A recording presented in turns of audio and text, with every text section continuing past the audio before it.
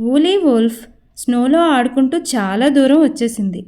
అక్కడ క్రిటా అనే ఒక చిన్న పాపను చూసింది. క్రిటా, ఊలీ ఫ్రెండ్స్ అయ్యారు.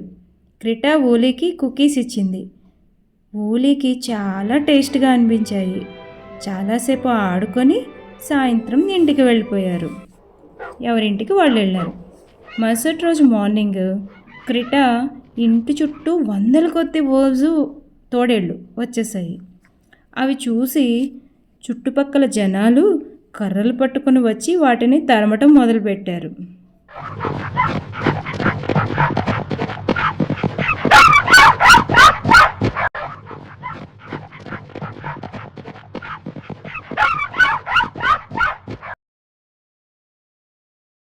అవి భయంతో పరిగెత్తడం మొదలుపెట్టాయి.